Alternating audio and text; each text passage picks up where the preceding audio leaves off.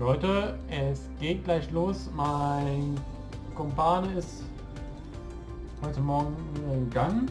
Kommt vielleicht morgen bei Nintendo PK. Wissen wir noch nicht.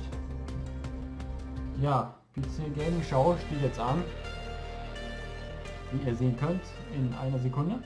Jetzt sofort. Es beginnt. This is the PC Gaming Show, a celebration of the most vibrant gaming platform. For the next 2 hours, you'll see all new gameplay footage, trailers, and interviews.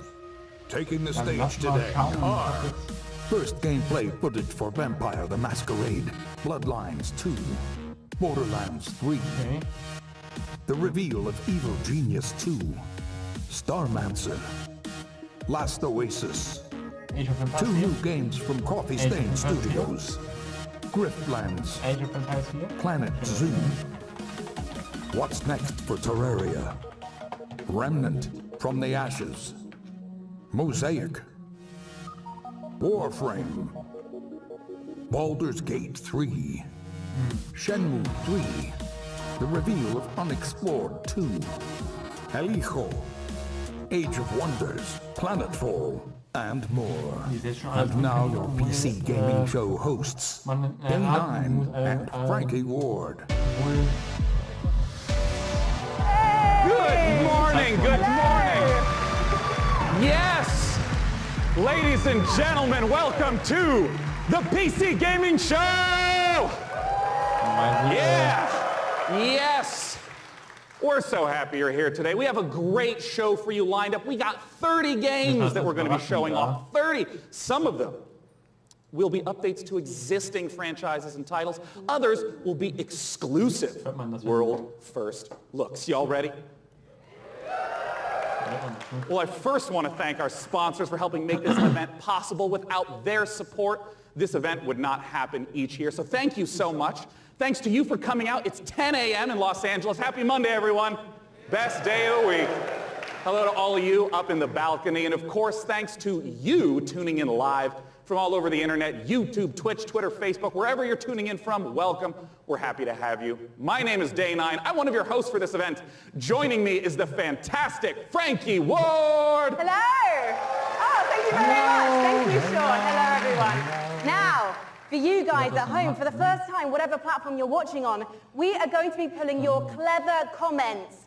Just remember that, I said clever comments from Twitch, Twitter, YouTube, and Facebook throughout the show, making you famous on the internet, on the screen. We're going to be sharing them live. And one of the things we're especially looking for are your questions for the Borderlands 3 team. Because Sean, you've got a mission to put their questions to the developers later. That's right. Midway through this show, I'm going to be asking those questions to the creative director of Borderlands 3. Use hashtag PC Gaming Show, and we'll read them live. Until then, let's start the PC Gaming Show with our very first title from UK developer Rebellion. Several years ago, they announced that they were working on the follow-up to Evil Genius, a real-time evil layer simulator. And now, Rebellion is ready to reveal its nefarious vision for the project. So, PC Gaming Show, who's ready to stroke a cat menacingly? Here is the world exclusive reveal for Evil Genius 2 World Domination.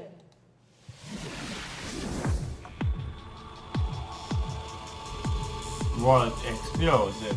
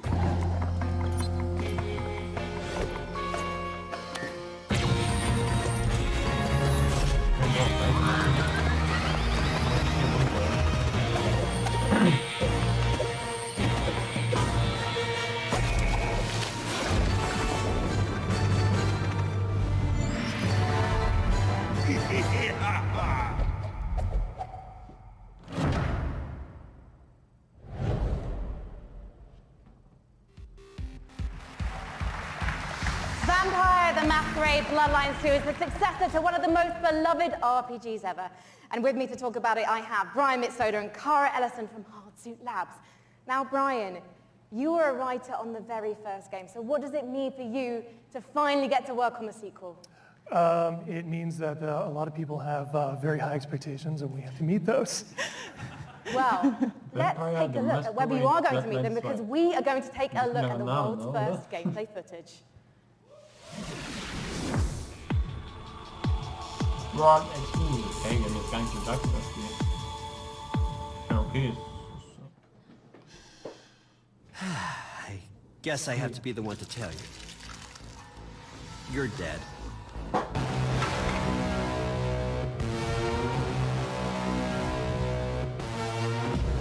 You're obviously new to this whole existence, but truth is, most of you types won't even make it a whole year. We have one rule.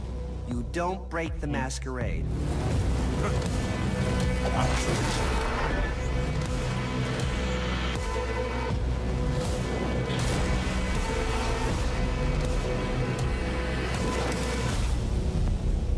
This city. We're all fighting over scraps here. Welcome to the first day of the rest of your death. Having fun yet? Ja, okay, das ist das Spiel. Das ist voll.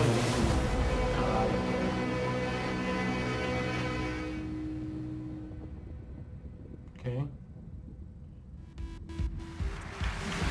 Guys, what does it mean to be a vampire in this world? So in the Empire, what it is, it's kind of a darker version of our world, and the vampires kind of need to keep their presence secret from humanity. So the vampires are kind of staying hidden in the shadows while also needing to feed on human beings and kind of manipulating us in order to get blood. We're talking about feeding on human beings. I'm getting flashbacks to last year's show. Cara, it's not just a case, though, of sucking blood and filling up your health meter, is it? Actually, different types of blood do different things. That's right. So we have the resonance system, which means that essentially vampires can kind of see the emotional resonance of human beings, like fear or desire, and then they can feed on those people to like feel the same things as human beings do, to feel more kind of alive, and that can give you like extra boosts in the game. And there were some really interesting characters in that trailer as well. What kind of relationships are we going to be forming with them as the player? Well, very fragile, very volatile relationships, very mature relationships, so it's going to be a fun time. And one thing that was really intriguing to me when I was learning about this game is you don't just get bitten and turn into Nosferatu, Dracula, or Brad Pitt. And to be honest, I think you should maybe put Brad Pitt into the game, because then I'm definitely playing it. You actually have to adjust to your environment to becoming a vampire, Sarah. That's right. So essentially, in the game, when you were made as a vampire, sort of very young vampire, a lot of other vampires were made at the same time in this thing called the mass embrace. And that means that essentially they're having a less lucky time than you in the world. You're having a relatively good time compared to them because they don't know what they're doing. They're going through vampire puberty on their own, and you might have a family, you might have, say, a wife and children, and you are morally objecting to drinking blood to survive. And so you might have a less good time, let's say, than the player is having. So you can find them throughout the world as well. And Brian, the first game came out in 2004. You've been waiting 15 years for this. Any pressure? Yeah, tons of pressure. But yeah, we're going to make it worth it. Well, you know what? I think there are people around the world watching this, and of course the audience here, and they all can't wait to play this game. Can you wait, guys? There you go. So I think you've convinced everyone here now. When are we going to be able to play the game? We're going Q1 next year. Fantastic. And when can we learn more?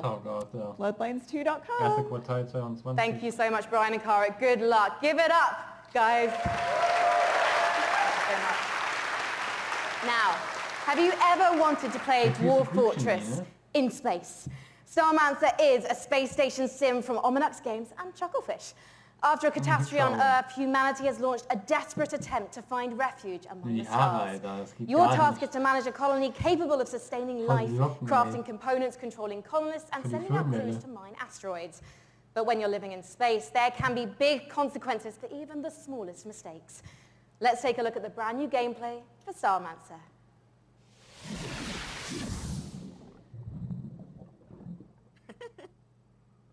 Schackelfisch. Omninux.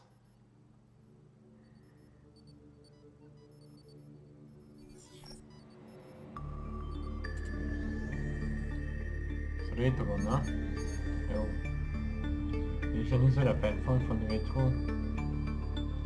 Mein erstes Retro-Spiel ist dieses Evolent. Davor hatte ich... Nee, noch nie ein Retro-Spiel gespielt. Ist nicht so mein Jahr, aber... dass das immer noch so gegeben ist, ne?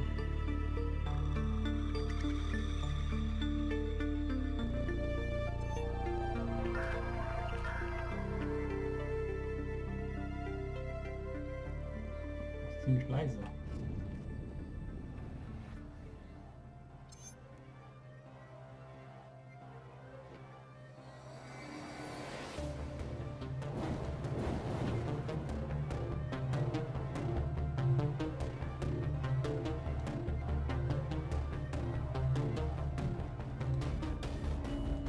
Sollte ich nicht.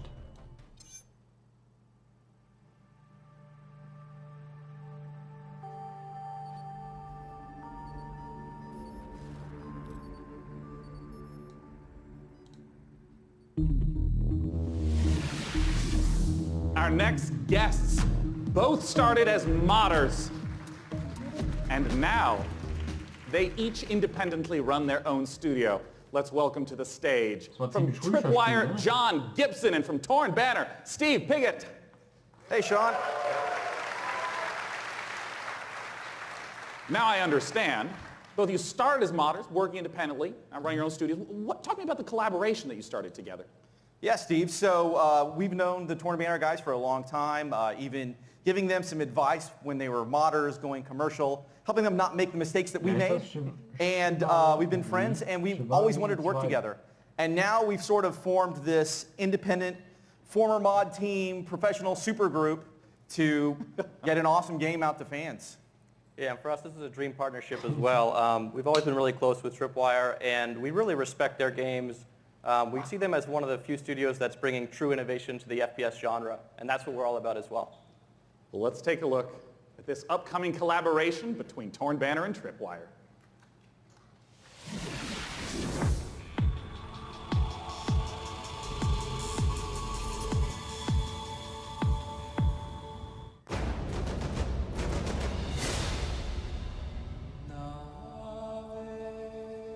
You go first. It's your chicken.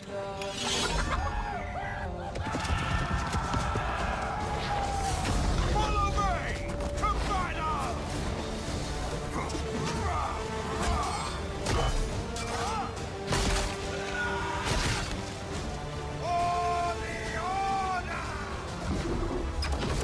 Vorschau.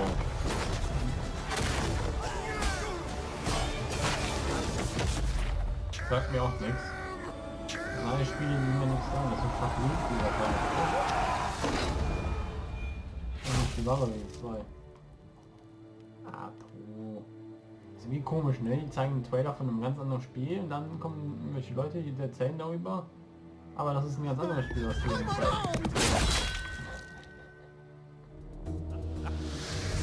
Oh, talk to me about Chivalry 2, Steve. Well, Chivalry 2 is about bringing players into their favorite medieval movie battle scenes. And our flagship game mode, Team Objective, does that by having players complete medieval objectives like sieging castles, raiding villages, and yeah, you're not just going and standing in an area and then a bar fills up. You're, like you said, burning houses, killing peasants, you know, yeah. Playing as peasants, getting killed. It's really about letting the player experience every iconic moment of the era. And on top of that, this time around, we've increased the player count scale to about 2.5 times what the previous game was. The 64 players. And on top of that increased scale, we've added horses, which really allows us to add a lot of drama to the game and bring experiences like the Battle of the Bastards from Game of Thrones.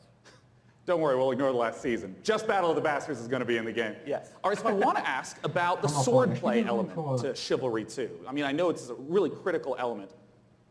Yeah, and this time around, we've completely revamped. I mean, we really view what we're doing here as bringing a true sequel in every sense. Yeah. We've attempted to completely revamp the combat, movement, and animation systems so that every swing, every action of the combat feels readable and fair, and also has the satisfaction and the weight that you would expect when two medieval knights in full armor are clashing.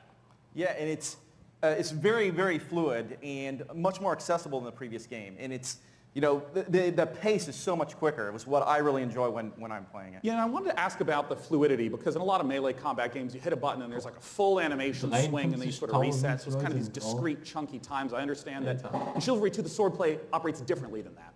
Yeah, we kind of think of it like when you're swimming, where you're kind of constantly using both arms at the same time. And a core part of our focus this time around has been making it so that players can fight multiple opponents at the same time. Like 1-on-3, 1-on-4 situation? Exactly, because that's fundamentally part of the becoming the ultimate warrior fantasy and achieving glory on the battlefield. Well, I mean, I do have to ask, I'm talking about swordplay and mastery, but the original Chivalry, I mean, it's kind of like silly fun. Like, how do you balance the mastery with the fun element?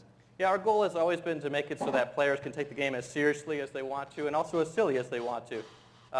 We know that probably about half our audience plays the game drunk, and we love that. At least half. Yeah. That's an important metric to track. And the game has a huge influence from Monty Python as well. I mean, in the over-the-top voiceovers and the role-playing opportunities. I mean, the game is genuinely hilarious. As an example, you can beat a man with a chicken while quoting Shakespeare.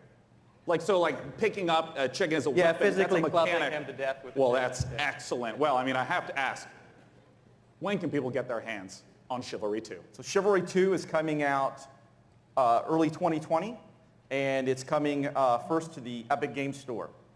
Oh, look forward to checking it out in early 2020. Gentlemen, John Gibson and Steve Piggott with Chivalry 2. Thank you so much. We are just getting started here at the PC Gaming Show. Let's take a look at what's coming up next. You're watching the PC Gaming Show. Coming up, build a world for wildlife in Planet Zoo. From the creators of Darksiders, Remnant from the Ashes, Baldur's Gate 3, and more trailers, interviews, and gameplay footage. Ja, und dann jetzt irgendwie coming up. Hä? Unnötig war. Wenn das doch so oder so gezeigt wird, irgendwann als Werbung oder was weiß ich.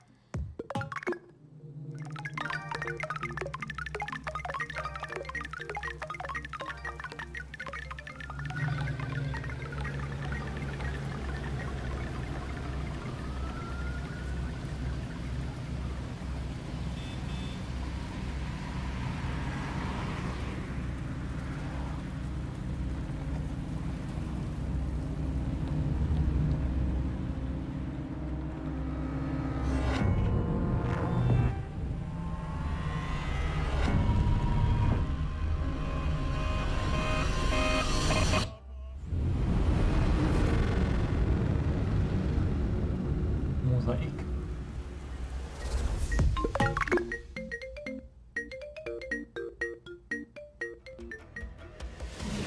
That was a brand new trailer for Mosaik, a dark and atmospheric adventure game coming later this year from developer Killbyte and publisher Raw Fury. So how are you guys enjoying it so far? There's been some swords, some space stations, vampire puberty. We're listening to your reactions to the PC Gaming Show throughout the entire broadcast, no matter what platform you're watching and ranting on, so keep them coming. Our next game is a ghost-themed multiplayer hide-and-seek game inspired by a popular mod. Charge up your proton packs and get ready for Midnight Ghost Hunt.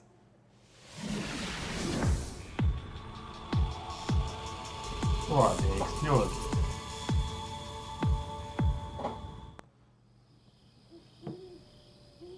When the night falls, there's only you and me.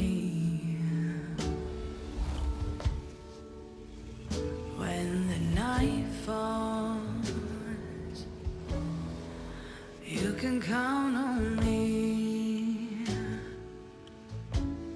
Darling, if you only knew,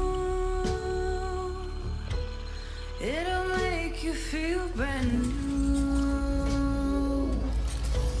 So just tell me, where are you? I got a big surprise for you.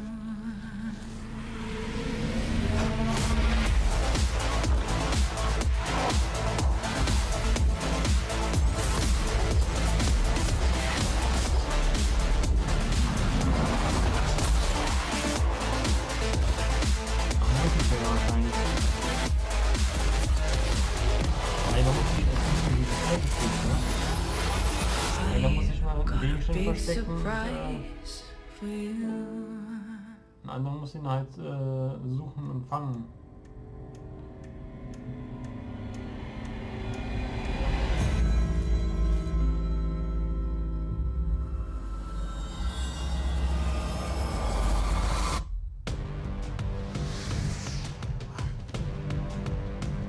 Joining me on the stage to talk about Midnight Ghost Hunt is the dynamic one-man team. Creative director, programmer, designer, it's Sam Malone! Thank you for having me. Sam, please tell us what is going on in that. What is Midnight Ghost Hunt all about? So Midnight Ghost Hunt is a multiplayer ghost hunting hide-and-seek game. You can play either as ghosts or ghost hunters, like a 4v4 format. I see. The ghosts can hide inside average everyday objects around the haunted house. The goal is to look like harmless furniture, but on the inside, they're not so harmless ghosts. Witches, genau, witches. Yeah, and if I'm understanding correctly, it's not about hiding as a lamp to try to assault and take out a hunter. It's actually, you would do that so that way you can keep running away and continue to hide. Exactly. So the main objective of the ghosts is to try to stay hidden as long as they can until the time runs out, until the clock strikes midnight. Midnight being kind of the hour of the ghosts, basically. They can fight back if they like, but in general, they want to try to hide. But if there's a hunter kind of off by himself, he can quickly just hit him in the back of the head and knock him out real quick, and he has less hunters to deal with at that point. I see. Well, what's the identity of the hunters? I mean, we've been seeing furniture flying all over the place. What are the hunters doing? So the hunters, it kind of can be divided into two different segments. The first part of the game is kind of almost like a detective game because they're sort of trying to figure out where the ghosts are hiding because it's not really obvious at first glance. So they've got gadgets like a footprint tracker, they've got like a radar like you saw, to try to narrow down where in the haunted house these ghosts are hiding, basically. As soon as the first ghost is found, though, it starts getting a bit more chaotic. There's ragdolls flying everywhere, and they have that cannon to really try to smash the ghosts into pieces. So those are kind of the two aspects of the ghost. I see. Well, talk to me a little bit about the inspiration for Midnight Ghost Hunt. I understand it's based on a Gary's mod called Prop Hunt. Right. So that's definitely a big inspiration, but the big twist for us is that the props fight back. You saw the furniture, they hurl themselves at you, they knock you out, they send you flying. So it kind of almost becomes like this action hide-and-seek sort of mashup.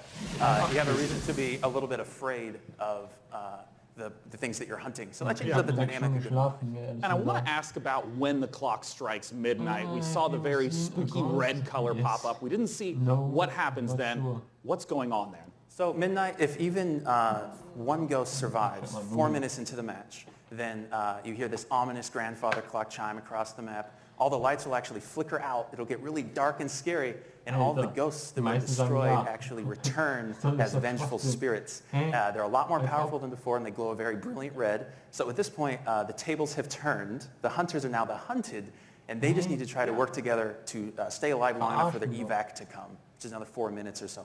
Usually the ghosts win when it gets to midnight. Are you talking about like 90% of the time? Like 90, yeah, usually because the ghosts are so overpowered at midnight. Right. The hunters are doing whatever they can to try to prevent midnight from even occurring by destroying all of the ghosts and clearing the house, basically.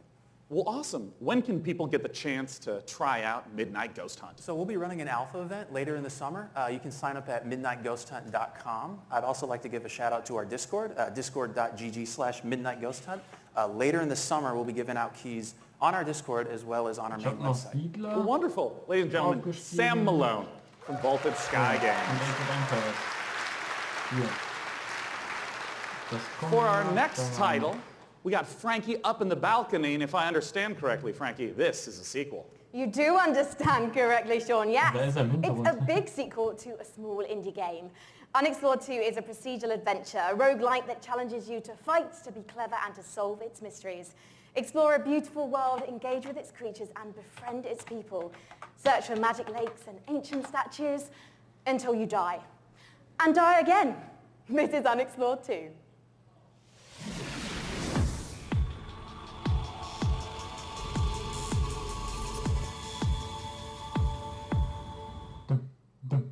Big Sugar.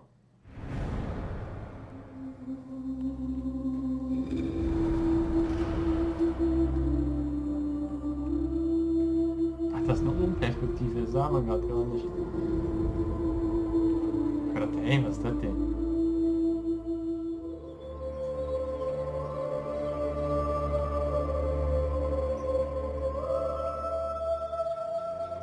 Boah, wie hieß der eigentlich? Das eine Spiel hat genau den gleichen Artstil, ne? In diesem Farbenschema.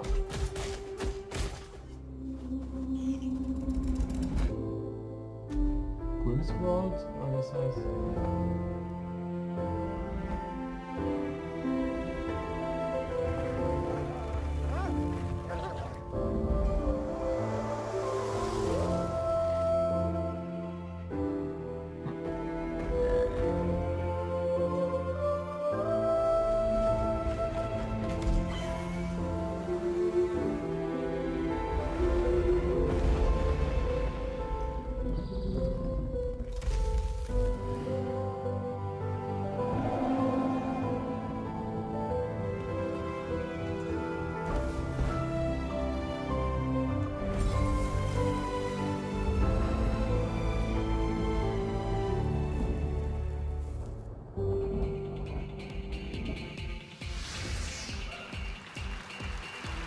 One of the biggest bang for your buck that you can get when building a new rig is investing in a new monitor. And here to talk about a groundbreaking new display is Samsung's Dean Dalcero. Welcome, Dean.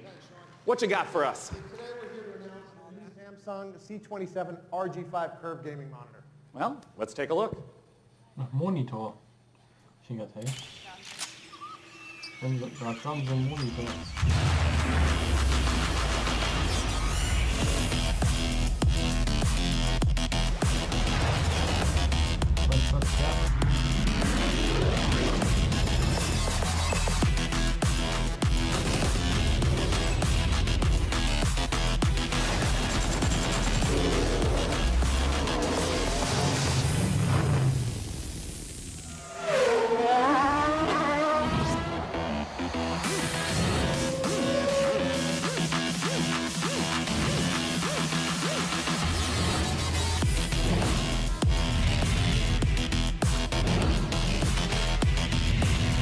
Hat man einen dass irgendwie Bogen sein muss.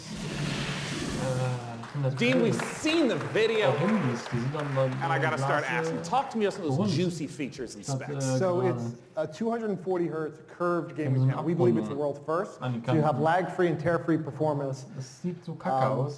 And we think that the curved, its 1500 art radius, is going to be a very immersive experience you wouldn't get from a traditional flat panel.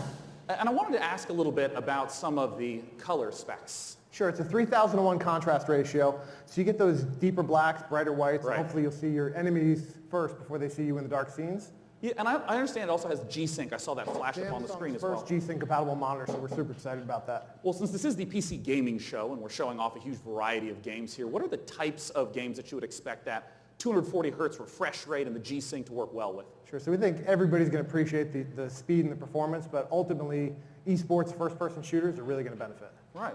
Well, of course, I have to ask, not just when is it available, but what type of cost are we talking? Sure, so it'll be available in mid-July for under $400 for a 27-inch panel. So it expands our gaming lineup to 8 models. Yeah. Because when you said 400, I mean, that's 27 inches, is the $400 number. Wow. Yeah, so our gaming lineup will be expanded to 8 models, ranging from 24 all the way up to a 49-inch dual QHD. Check out samsung.com/gaming240 or see us in the back of the room for more info. Yeah, that's right. For any of you in the audience, it's there. You can go there for it. It's not 4K. It's not 4K. Not for that price point. Well, I want to let you know that we have all sorts of great presentations and games coming up. Let's look at what's coming up in the PC Gaming Show. stay tuned for more announcements, trailers, and never-before-seen footage, including Gearbox answers burning questions about Borderlands 3, the next game from Clay Entertainment. Get ready to rip the galaxy a new wormhole in Valfaris, and more. Die können auch von mir aus eine Omi zeigen. And now the PC Gaming Show presents What's Next from Funcom.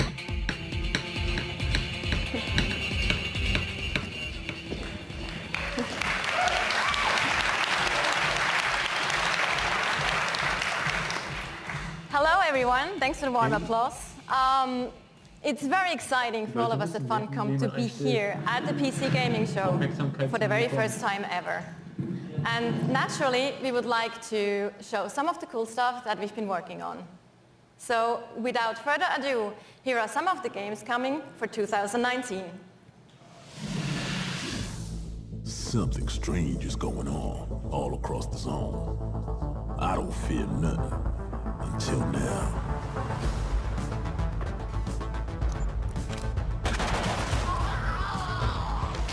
Das ist nichts meins, ne?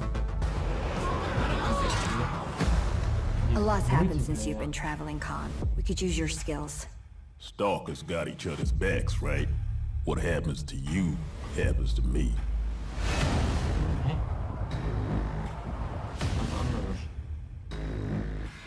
Shockwave approaching.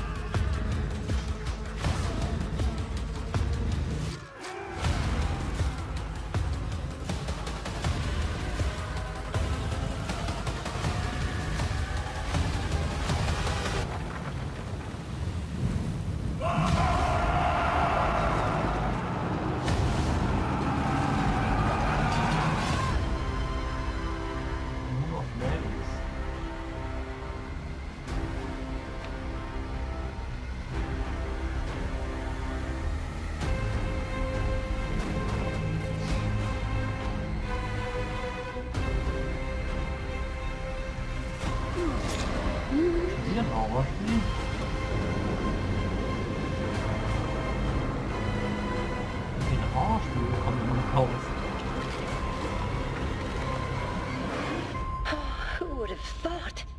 My son, off to fly among the stars.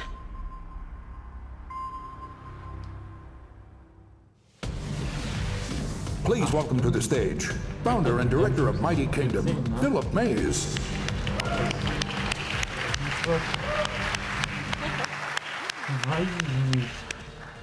So yeah, at Funcom we've been doing our own games for over 26 years now.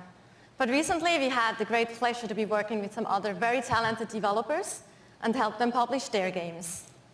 And on that note, I'd like to introduce Phil Mays. He is founder of Mighty Kingdom, a studio out of Australia, who has been working with us on something a little different. Thank you, Natasha. So on April 1st this year, we put out a little trailer for something called Conan Chop Chop. And considering the date, it was perhaps no surprise that people decided that that was an April Fool's joke. So yeah, we have a little surprise for you. Check this out. Richtig fertig aus.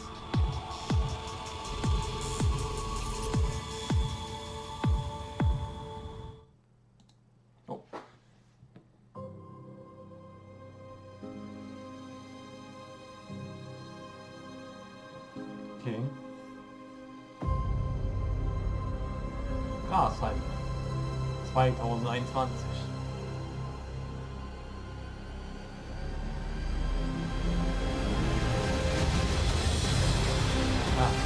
Ja, sieht genauso aus.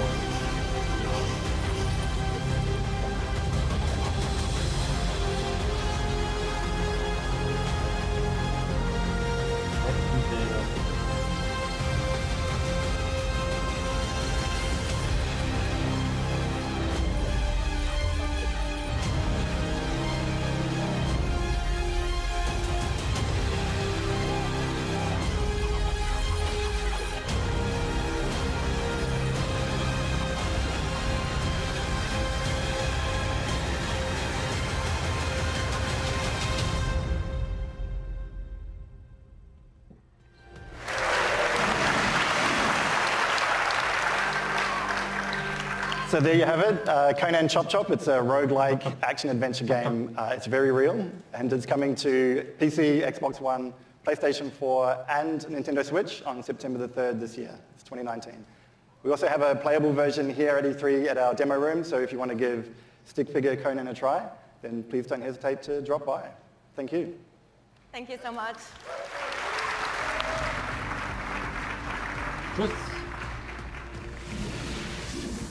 Last Oasis is a nomadic survival game set in a post-apocalyptic future where the Earth has stopped rotating. The last humans need to outrun the blazing sun in massive open-world environments. Good times. But cheer up, sunshine. This is one of the most original-looking multiplayers we've seen, with interesting ideas underneath. A player-driven economy and some truly incredible death machines. Incredible. Coming to early access on Steam on July 15th. Let's take a trip to the last Oasis. Wie oft das gesagt wird, ne? Okay. Ist weniger geworden, ne? Seit den letzten Jahren. Burning sands. We must move forward or die beneath the sun.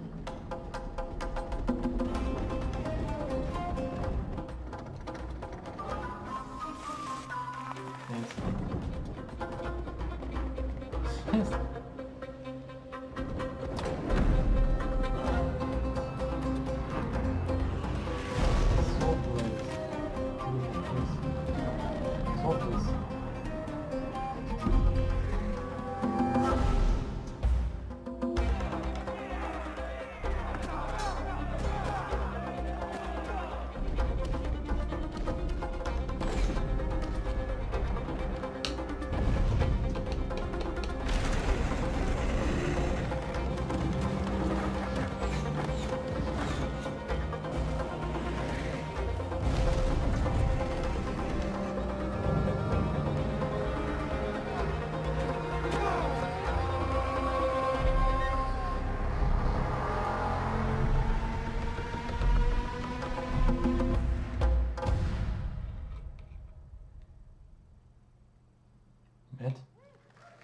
Last Oasis.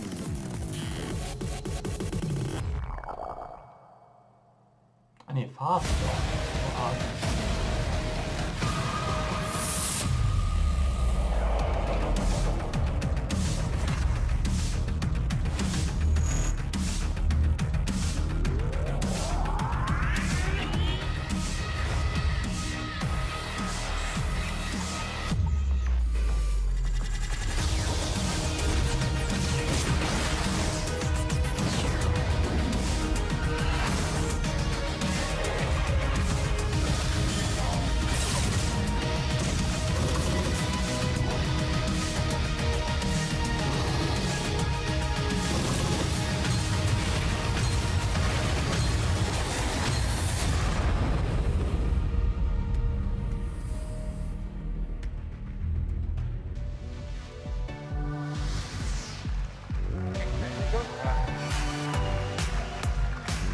The name of the game is Age of Wonders Planetfall, a 4X strategy game, and joining me on the stage to talk about it is the game director, Leonard Sass, and principal gameplay developer, Tom Bird. Welcome, guys. Hi. Good to be here. Thanks. So, Leonard, just give us the gist of what Age of Wonders Planetfall is all about. Sure. Age of Wonders is a turn-based strategy game where you play as one of the survivors of a shattered galactic empire.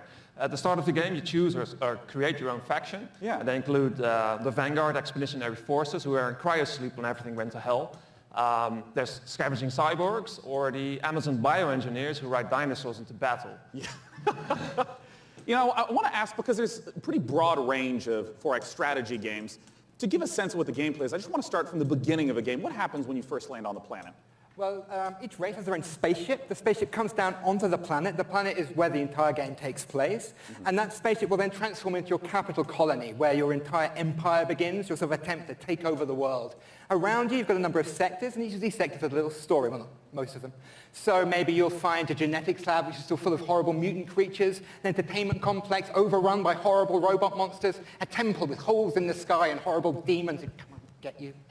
And I did see in the trailer dinosaurs with lasers, correct? Dinosaurs with lasers. Perfect. Well, cats with lasers. No, sorry, no cats with lasers. I'm so sorry to disappoint all of you. Cats with lasers. I've settled with dinosaurs. You know, I saw the expansive tech tree show up in the game briefly, and I know that growing resources and tech is a huge part of strategy games. How does that function? Right, so part of these tech trees come from your origin race. They sort of represent the past of where you came from. They include new units, new modules for your units, like jetpacks for your troopers, orbital laser cannons you can launch from space, social doctrines, it's not all about war. And then the second part of your tech tree comes from your secret technology, and that's all about the future of your faction. So you can create like a combination between man and machine or man and computers. Others include doomsday technologies that allows you to infect the entire population with alien brain-eating parasites or win the game by splitting space-time. I love how many details you're giving me of the horrors that await on the planet. The future is not a pretty place. Well, I want to ask about some of the combat that we saw, because in a lot of strategy games, the combat can be very brief. It just shows two armies pinging off each other. But I understand that the tactical layer is quite rich. Right, so when combat starts, you'll see, like on the world map, maybe like a little sort of space lab or something like that. When you go into combat, you will zoom all the way in, and you will be inside the lab. You'll see all the pipes and all of the goops flowing around. All of your units, which you've been putting together and built, are now deployed. In turn-based combat, you can move them into cover, use their abilities, shoot laser cannons. Maybe you've chosen advance. You've got like a bunch of space dwarves in little metal suits. They'll dig holes in the ground, like shoot from the holes. Maybe you've chosen the Kirko, sort of horrible alien bug monsters. They run forwards and slash people and puke acid on them, that kind of thing. I mean, how long do some of these battles wind up lasting? It depends. A short battle can be maybe 2 or 3 minutes, but at the end of the game, you've got a massive siege with like 20 units on your side, 20 units on their side. You've got orbital cannons blasting holes in the world, and that can maybe take 30 minutes. Well, talk to us about when we can play the game. Okay. The game is due this August 6th. It's going to be available on PC, multiple platforms, consoles, and it's available for pre-order now. Well, lovely. Hey, what's that URL? It's aow-planetfall.com. Well, I'm looking forward to it. It's less than 2 months away. Gentlemen, thanks so much for joining me up on the stage. Okay, thank you. All right. Bye-bye, guys. Thank you for sharing the horrors of the future. And for our next game, Frankie, I have to ask you, what year is it? Why? The year is 1946, Sean, my dear boy. Europe lies in ruins torn apart by the satanic Plan Z. A brave band of heroes cast the Fuhrer into hell, but little do they know, the nightmare is far from over. Achtung!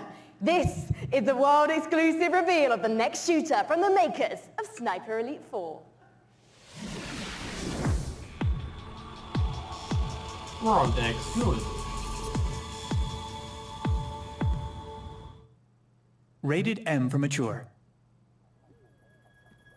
Sieve 2. Sieve 3.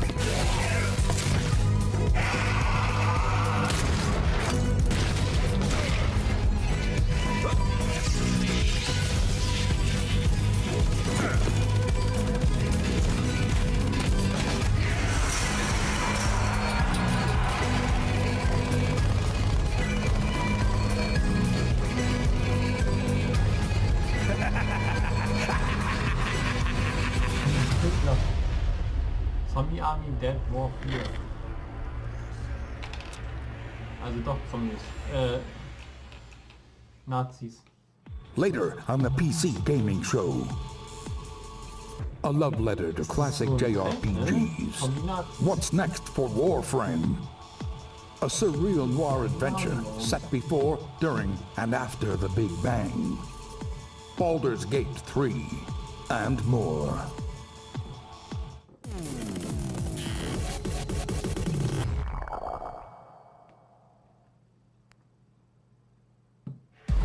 For nearly 100 years, the Root have ravaged the earth. An unending assault without reason. We are victims to a hatred that we do not understand. This evil will consume our world and the countless worlds beyond. Unless you rise to meet it. A trial by fury and blood. You seek the source of death itself. Prepare yourselves. They are here.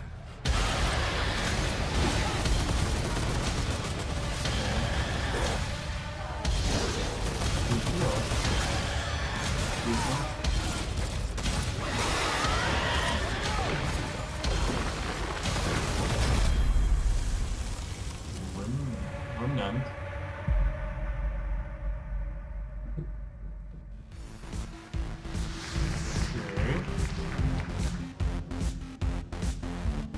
Joining me on the stage to talk about Remnant from the Ashes. In that trailer, we got the chance to see so much new gameplay footage and new environments. Let's welcome the CEO of Gunfire Games, David Adams.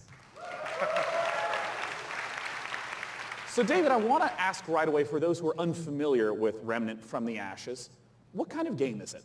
So Remnant's a co-op action shooter set on an apocalyptic Earth and across a bunch of cool fantasy worlds.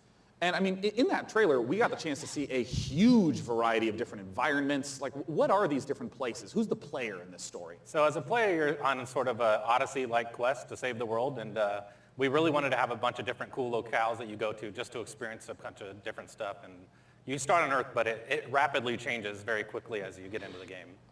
And one thing that we've talked about before is that replayability is a huge focus of the game, that you could play through it 10 times and still be seeing new bosses, new monsters, new locations. How exactly does that work? Yeah, I think one of the coolest features of the game is the dynamic generation system.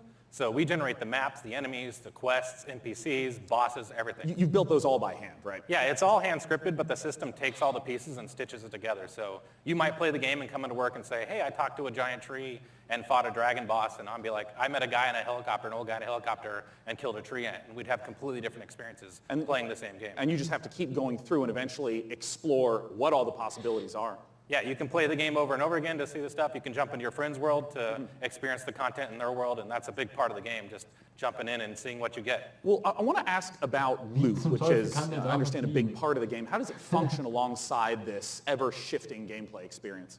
Yeah, the loot in the game is all legendary items, and it's tied into the dynamic generation. So if you fight a boss, or meet an NPC, or get a cool, unique side quest, it generally coincides with a cool, unique item. It might be a boss weapon, or a magical item, or armor. So if you play the game and you get all completely different events, you'll have different equipment than I have. And in the trailer, I also saw that there were 3 people walking through these. And you mentioned the co-op experience. How does co-op function in the world? So the game's full co-op from beginning to end. You can jump in at any point. And the game's definitely slower paced, more difficult. I mean, you will die a lot in this game. So awesome. There's a huge advantage to bringing your friends to come in there and help you take down bosses or fight off different events or just generally progress through the world. Yeah, well, I mean, as a big fan of Bloodborne and Dark Souls, I'm really looking forward to Remnant from the Ashes. What's the release date, and where can people go for more information? So Remnant's coming out August 20th on awesome. PC and Xbox and PS4. And if you pre-order the game now, you can actually get in early and start playing the game August 16th. Well, awesome. Ladies and gentlemen, David Adams from Gunfire Games. Thanks so much for talking to us about Remnant. And as we mentioned earlier, keep those questions coming. I will be asking On stage, the creative director of Borderlands 3, everything you want to know. Borderlands. Doesn't matter what platform you're on, just use hashtag PC Gaming Show. And until that time, let's talk about our next title. This one was announced 2 years ago at the PC Gaming Show here. It's a game from Clay Entertainment called Griftlands. It's changed quite a bit in the last 2 years. It's now a deck-building roguelike where you don't just fight, but you also negotiate your way through a broken-down sci-fi world. It's going to be available on the Epic Game Store in one short month on July 11th in alpha. Let's take a look at some of the footage of what you'll be playing.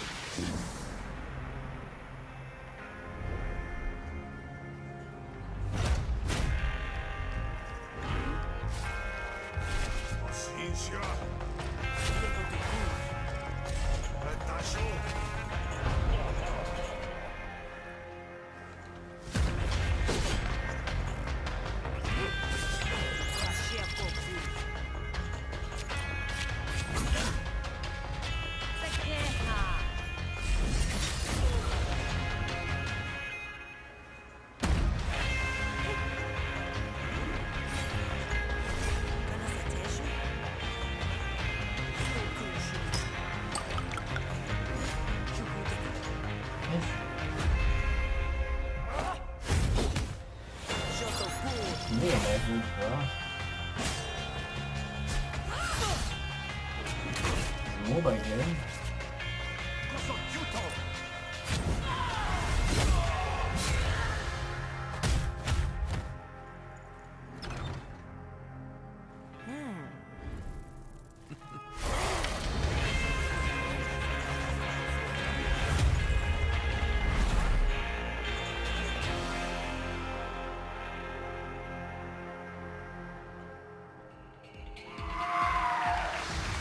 Planet Zoo is the latest game from the makers of the brilliant Planet Coaster. Please welcome Piers Jackson and Lisa Bowens from Frontier Developments. Now, Piers, what kind of zoo are we going to be running here? So Planet Zoo is a new management sim game from us. It involves you building and looking after a modern zoo, and you get to look after the most authentic animals we believe you've ever seen in a video game. Each of our animals are unique. They have their own needs, their own desires, and their own behaviours. They interact with each other and react with the world that you build around them. And today, for the very first time, we're really excited to be able to show everyone here our gameplay video and to announce our launch date. Oh, fantastic. Let's buy the world's largest family pass and take a look inside.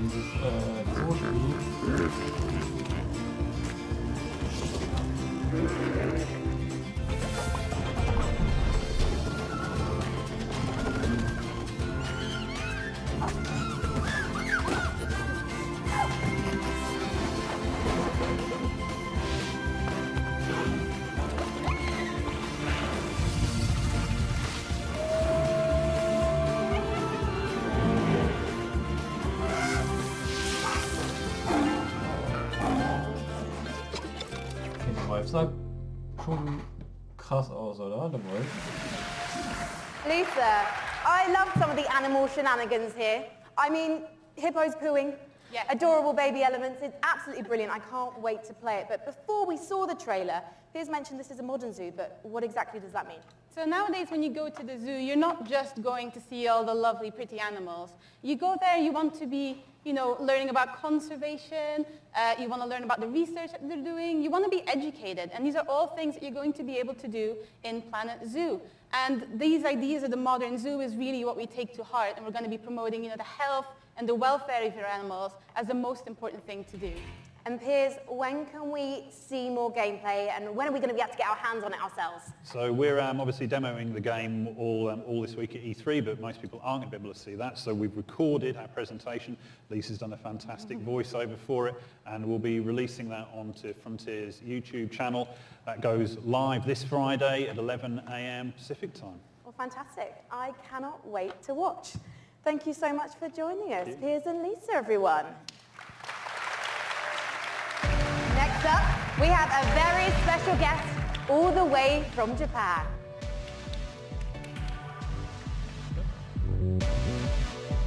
Please welcome to the stage gaming industry legend and Shenmue creator, Yu Suzuki. That is right. Ladies and gentlemen, joining me on the stage is a legend of Japanese game development. It's Mr. Yu Suzuki. Hello, everyone. In addition to being the brains behind the following games, Hang On, Space Harrier, Outrun, Afterburner, Virtual Racing, and Virtual Fighter, Yu-san also created the Shenmue series, and he's here to talk about Shenmue 3 right now. Take it away, Yu-san. この場に立てて光栄です。I am so honored to be here standing on the stage today. それと20年支えてくれたファンの皆さん、ありがとう。I just want to say thank you to all the fans supporting me for the long 20 years. Thank you very much. ありがとう。The wait is nearly over. That's right. Let's take a world exclusive look at Shenmue 3. Shenmue 3. Was bei Square Enix stehen. Honestly, I don't think your kung fu is strong enough. Grandmaster,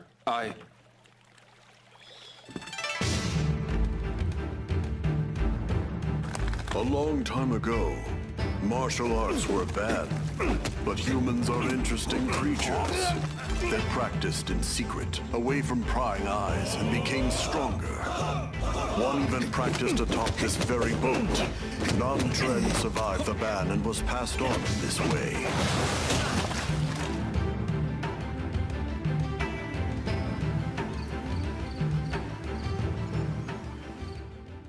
What did you say to me?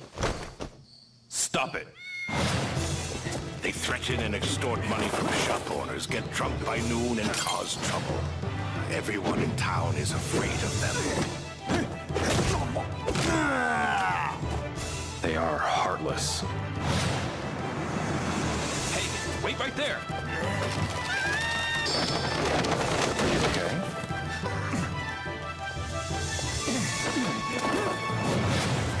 This is him! The Japanese guy who got in our way! You've got some guts to barge in here on your own.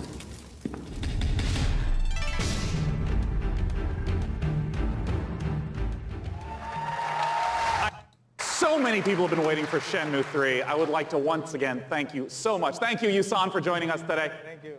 Cheers. Thank you, everyone. Thank you. Now our next title is near and dear to my childhood heart. It's based upon a game I grew up playing called Heroes of Might and Magic 2. Let's take a look at an upcoming collaboration between Coffee Stain Studios and Lava Potion.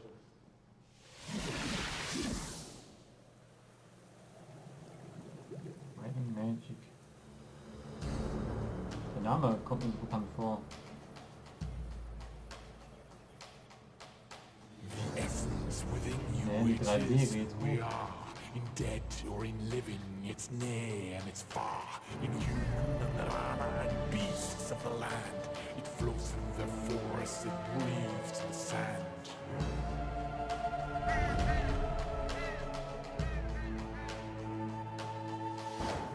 Lightning and thunder and crackling waste, a land torn asunder by night and by day. The Empress eternal with death and decay, to march upon cities with frost and with rain. They gather the wheelers and build mighty walls, resisting, revolting, their harvest will fall. So wield all the out their essence to hold in your hand. Unleashed on them all, so in these final hours, we'll raise every build to take back what was ours.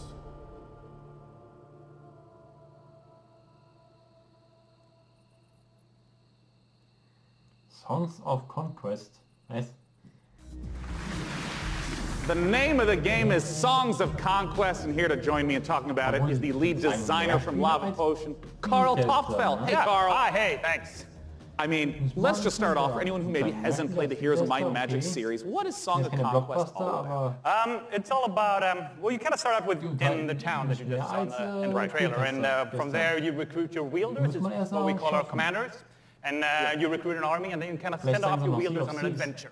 And they go exploring the world, they pick up resources, the flag mines, and with those resources, you upgrade your town so you can get more stuff, and that's kind of what you do. Adventure and strategy combined.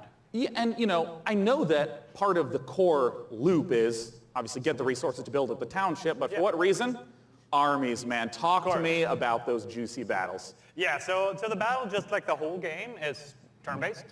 So you go into combat, you bring all your troops in, and you start by deploying them, and then all the troops have different stats, like offense and defense and health and so on. And they go in initiative order, and then you slug it out, and it's a bit like chess, but instead of like pawns and bishops, you have like horned ones and face spirits. Great, and griffins and so on. Yeah, and all those things. And well, you know, as someone who just loves the Heroes of Might and Magic series, I know that you have translated a lot of the gameplay elements into Songs of Conquest, but what are some of the modern elements that you're bringing in? Well, there's a lot of it, but I mean, one of them is our magic system. We call it the essence. So basically, in the Songs of Conquest universe, everything has an essence within there. It's sort of like the soul. So your troops, they have an essence. And to do magic, you need to bring the troops with the right essence, with your wielders. Oh, I see. So if you want to like make your troops go faster, you need to bring a troop that has that essence, like cavalry. And maybe to ask a basic question, what if my opponent kills that cavalry? Then you can't do the magic. So.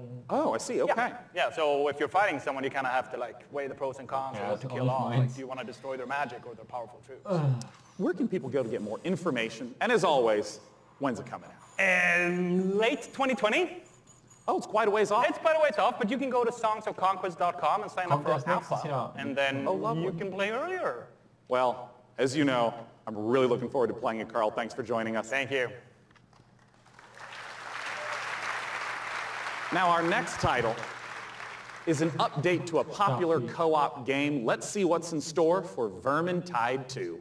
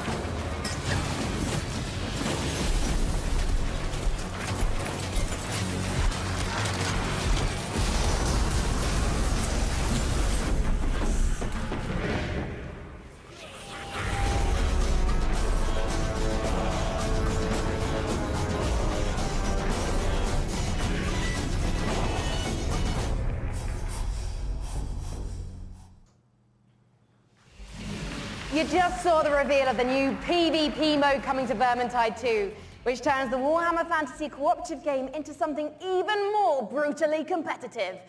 It looks deliciously vile, and surely dismembering Skaven is so much more satisfying when you know you're going ham on a fellow player, making him or her cry little baby rat tears behind their computer screen.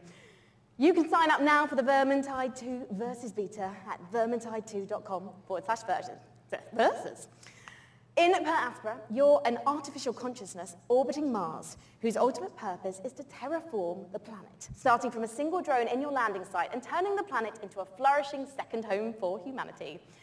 Courtesy of developer Talon Industries and publisher Raw Fury, here's a first ever look at Per Aspera. As we all know, reaching the Red Planet was not humanity's greatest achievement. transferring the complexity of the human mind to machines was. So they can succeed where we fail. So they can build us a home on that distant, dusty rock. Today, Amy reaches Mars and begins their mission. Amy, are you with us? Of course, I'm with you, Houston.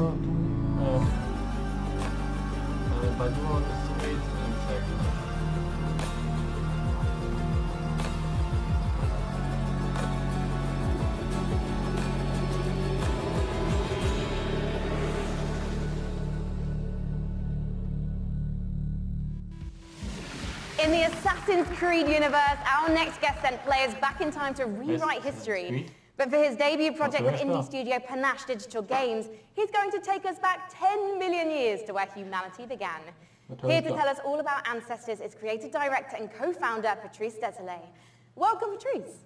Thank you for having me. Really happy to be here. I've been waiting 10 years to come back on the big stage at E3 showing off a game. Well, it's fantastic to have you back. I just want to ask, what inspired you to tell the story of human evolution?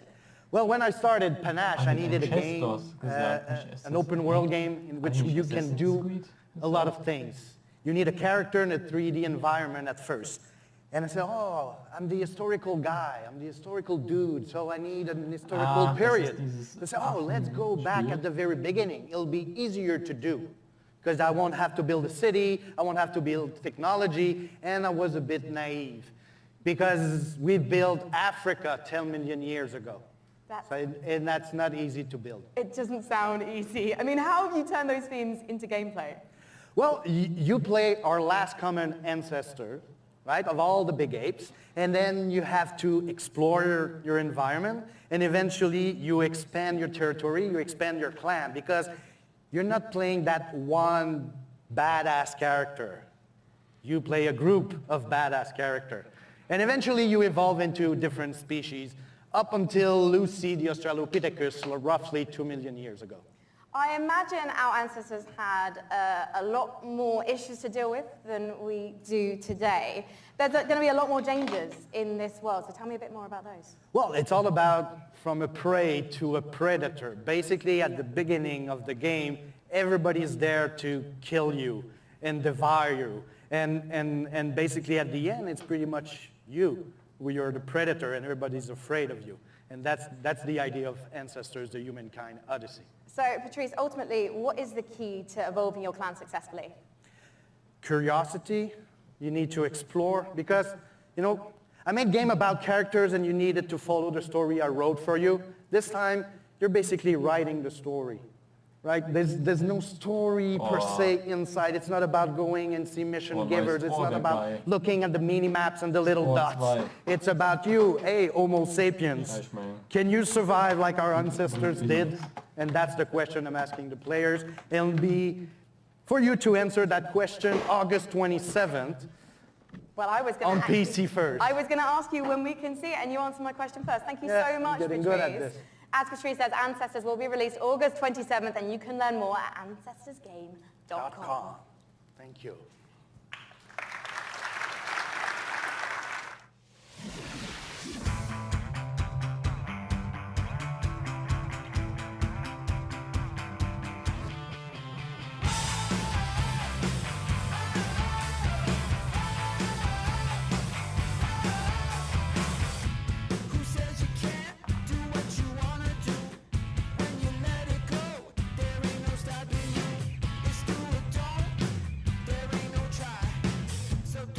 Was ist das jetzt?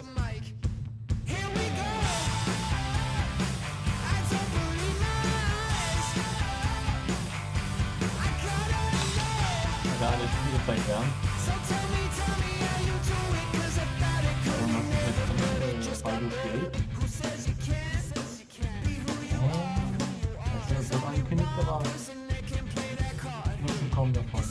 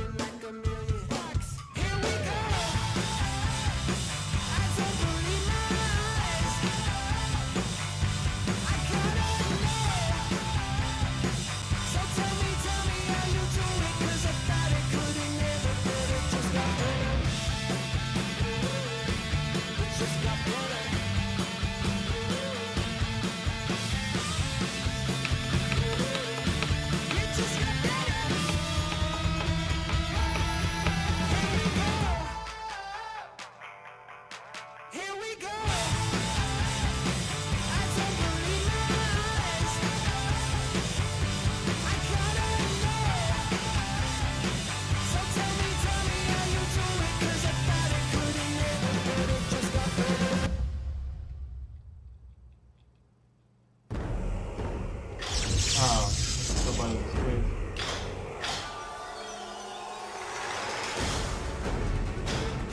Ja, ne.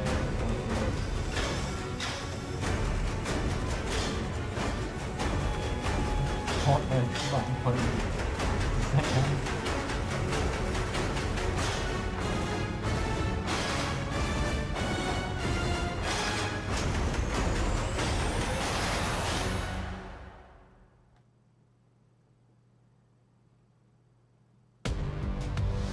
Please welcome to the stage, Loring Lee, founder and CEO of Dragon Nest. Indeed, auto chess has turned out to be a sensation, with hundreds of thousands, millions of players getting a taste of it. And here to talk about its coming to PC is Loring Lee. Take it away, Loring. Yeah. Hello, everyone. I'm Loring Lee. Yeah. Hello. Yeah. I'm the CEO and founder of Dragon's Game. Dragon's Game is a game developer and publisher, comes from China. I'm so happy to be here today on this stage to introduce our game, Auto Chess, to all of you. This is really an exciting moment for us. As the trailer says, this is a real engaging game of Auto Chess. Dragon's Den now is working with the creator of Auto Chess, Jodo Studio. We are working together to bring auto chess to our world, both on PC and mobile, so that everyone from anywhere with any device can enjoy the same fun of auto chess. Now we are building the PC version by using the gaming engine of Unreal Engine 4. As everyone knows, Unreal Engine is one of the best gaming engines of the world.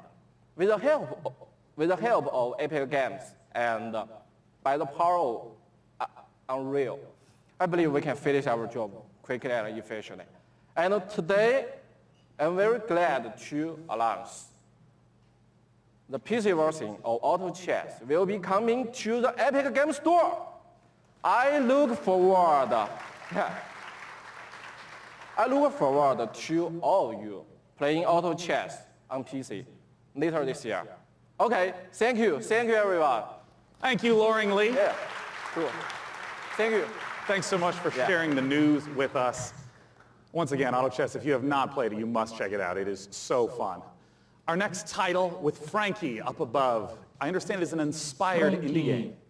We'll find out, Sean, because one of the things we love about PC gaming is the way that game creators from all over the world can draw inspiration from one another's work. Cristales is a great example of that, a gorgeous indie love letter to classic JRPGs developed by a team in Colombia. Cristales' spin on the genre brings a unique perspective that lets you see the past, present, and future on one screen at the same time. So you'll see the future change based on your decisions in real time. Here's the world-exclusive reveal of Cristales.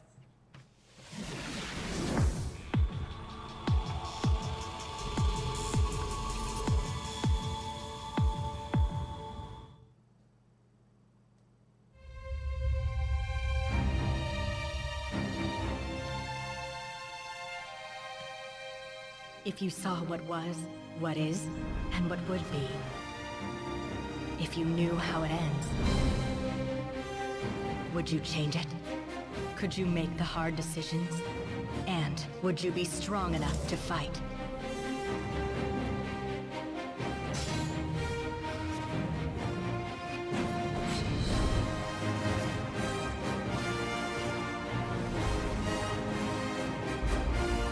If you learn from the past and act in the present, you can rewrite the future.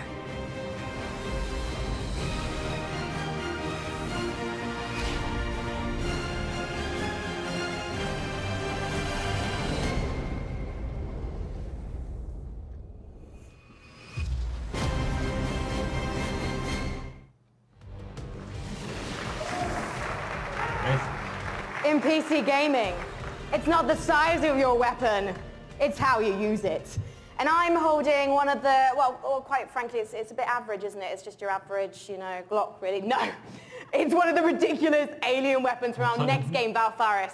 A brutal, heavy metal-infused 2D action platformer inspired by true old-school classics like Contra and Turrican. Assuming the role of fearless warrior Therium, Players must blast and slash their way through the doomed citadel of Valfaris, overcoming its deadly environments and enemies before challenging the arcane evil at its very heart. Get ready to rip the galaxy a new wormhole. From publisher Big Sugar, this is Valfaris.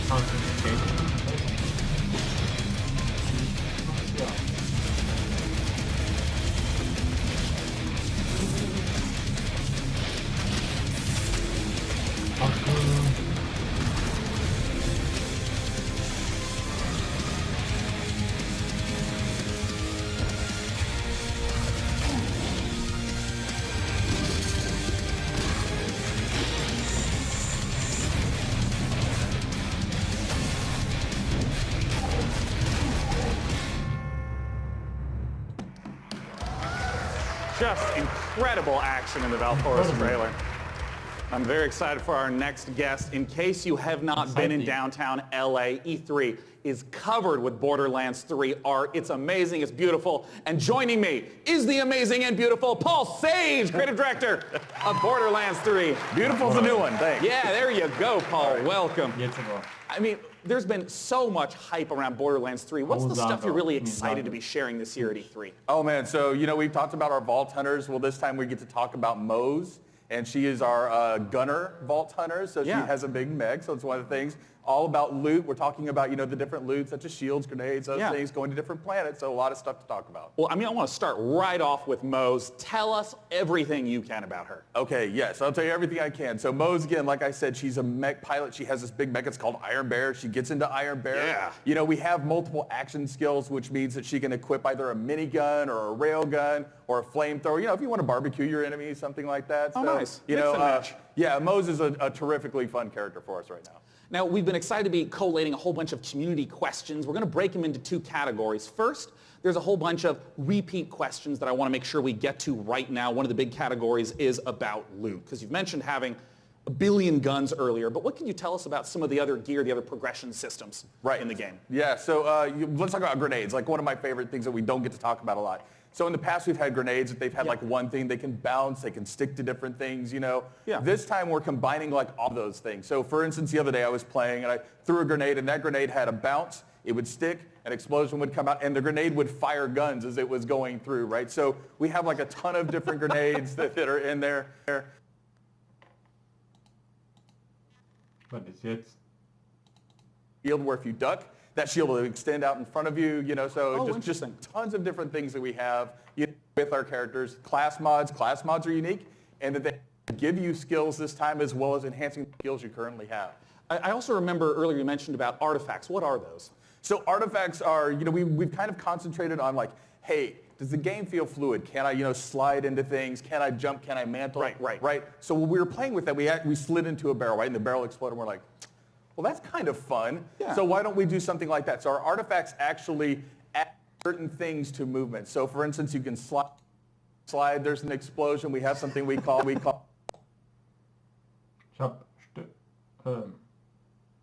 Second category of questions unrelated to loot. Well, there's going to be a single player campaign. What's going to be happening after the campaign? What are some of the beyond the single player, maybe end game content that you can talk about?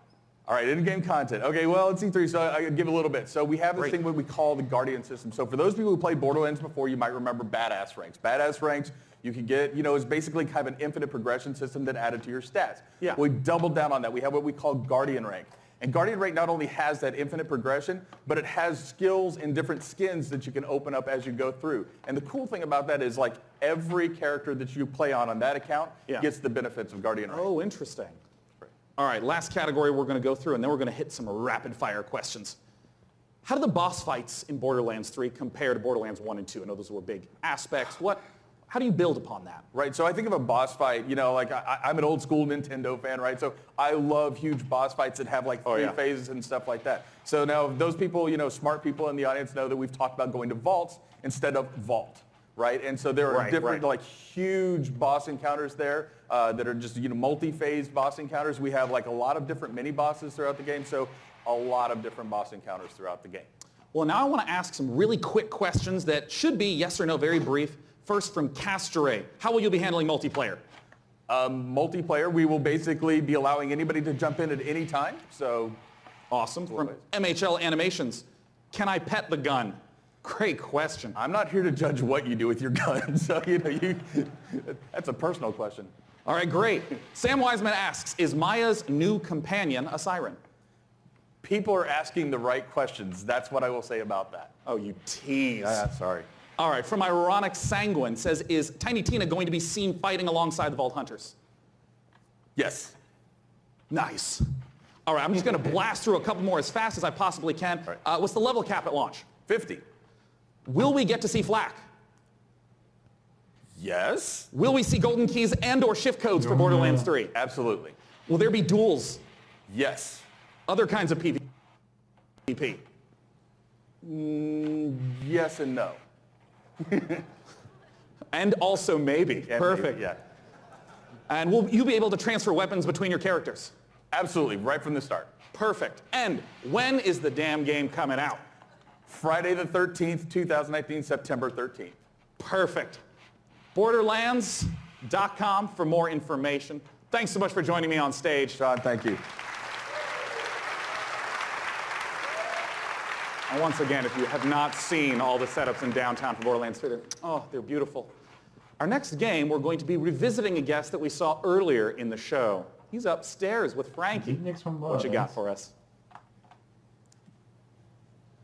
Oh, hi, we're live. Sorry. Hello, I was just, I was actually testing out my outfit for this weekend. I don't know, what do you think, John? I think you look really sharp, as always. Very sharp. Well, thank you so much. John Gibson, president of Tripwire, thank you for joining us again on the show. Yeah, very busy man, yes. Yes. Now, last year, we revealed Man-Eater to the world. And can you remind anyone who missed it what the game's all about?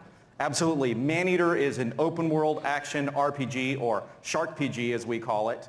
You start as a small baby shark pup, and you have to survive in this harsh world and try to eat your way to the top of the ecosystem. Okay, the three words that we think sum the game up the best are eat, explore, and evolve. And we also have someone we'd like you to meet. Well, let's meet him then. Let's take a look at the new trailer.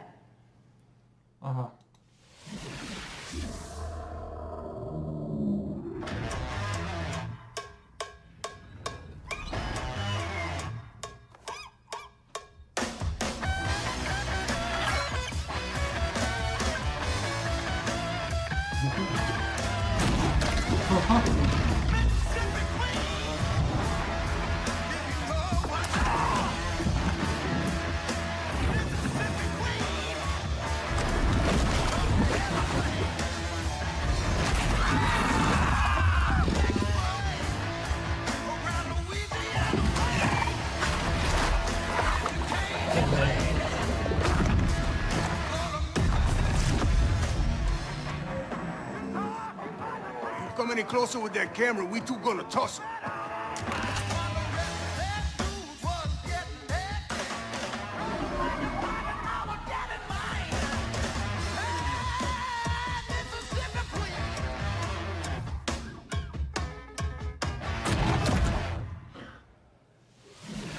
John, who was that appallingly dressed fisherman in the trailer? Because quite frankly, not even I would eat him. That was Scaly Pete. And Scaly Pete's the villain in this tale. Pete is a best fisherman in the Gulf, the best shark fisherman, or he'll tell you he's the best shark fisherman. And he disfigures our baby shark at the beginning of the game and does some really nasty things. So he's not a very nice guy. And now the story of Man-Eater is told through the lens of a reality show called Shark Hunters versus Man-Eaters. And it follows Pete and the player shark on its adventures. And it's a really, it's a very exciting way to tell a story. And based on that trailer, to be honest, John, it looks like your main goal of the shark is to just bite everything. Yeah, there is an awful lot of man-eating going on in this game. That is the name of the game. And but we'd like to think of the game as a shark-tastic fun action game. It's like GTA if you were a shark. But there is more to the game than just eating. So we spent a lot of time moving through the water, breaching out, and adding abilities to go up on the beach for an afternoon snack. There's a lot of exciting things that you can do in the game. And you mentioned before it's a shark PG. How does that progression system work? So there's 3 facets to the shark PG elements of the game. There's growth, there's life phases, and there's evolutions. So growth comes about through eating things, nutrients, people, whatever you can find. And that's kind of like your XP in the game. That allows you to level up, your shark will grow a little bit, you'll get more powerful. And then at key phases that we call life phases, you'll make a big jump. So let's say you're a brooding teenage shark and you're about to become an adult. When you become an adult, you take a big leap in size, a big leap in power and capability. And then as you reach these life phases, you unlock evolutions that can be applied to parts of the shark's body. For example, you could get metallic teeth that allow you to shred boats, or a powerful tail that allows you to jump to incredible heights, or you could get mutated lungs that allow you to spend a little more time on the beach getting those afternoon snacks. Just really quickly, John, everyone's wanting to know this question. When's it coming out? So we're really hard hammerheading away at this game and trying to make it the most awesome shark RPG ever. We're not ready to announce a date, but we're pretty certain you're going to see it before the next PC gaming show. Well, I hope we do, John. Otherwise, I'm going to have to start biting people. In fact, I'm quite hungry at the moment, so I think actually I'm going to find an audience member because you guys look tasty. So I'll see you in a bit. I'm just going to have a snack. Thank you, John. Thank you. Oh, ein Gaming-Stuhl.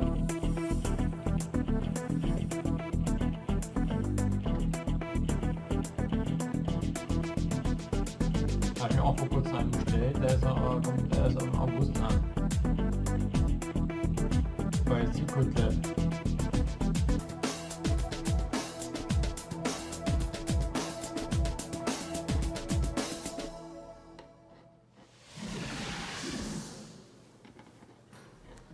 You know, one of the absolute best parts about being sponsored by iWin for the PC Gaming Show is that I get to sit for this next segment and talk to you about Terraria. Terraria is one of the best-selling PC games of all time, selling almost 30 million copies. And part of the reason why it's maintained such popularity is the fact that the developers Relogic continue to add content, going from 250 items at release to now over 4,000. Let's take a look at their penultimate expansion coming up, Terraria Journey's End.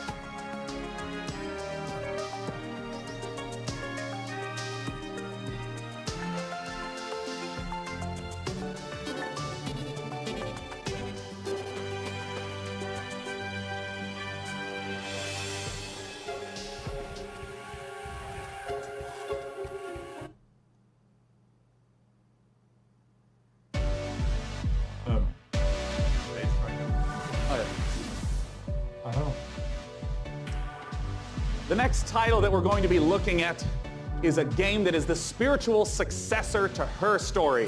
It's called Telling Lies by Annapurna Interactive, and joining me to talk about it is game director Sam Barlow and actor-producer Logan Marshall Green. Welcome, gentlemen. Thank you. Nice to be here. Yeah. My main man. Now, if you haven't played Her Story, you totally should. It's fantastic. I want to note, it is a game where you watch live interactive video in order to uncover what happened with a murder. What is it that's going on in Telling Lies? What's the premise? So, like Her Story, Telling Lies is a game in which you watch video footage to piece together a story. And this time we have a woman who has stolen an NSA hard drive, which contains secretly recorded, intimate and private conversations between our 4 characters. Something has gone terribly wrong, and it's up to you to figure out what and why. It's time to take a look at some of the gameplay mechanics and see Telling Lies in action. Let's take a look.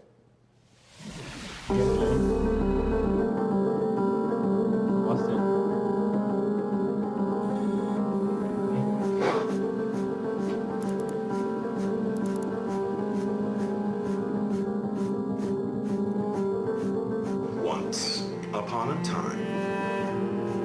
It's late. I gotta get her in the bath. I don't love you and I don't miss you. You already know too much.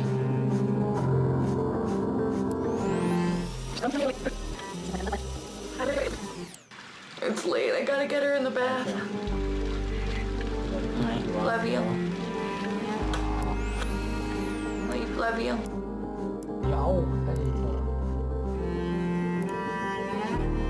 I've only ever been in love once. It was with a girl I met when I was 18, but I was too young and naive to handle it properly. I guess I still carry a torch for her, which makes me an incurable romantic or underdeveloped emotionally. I'm a loyal friend.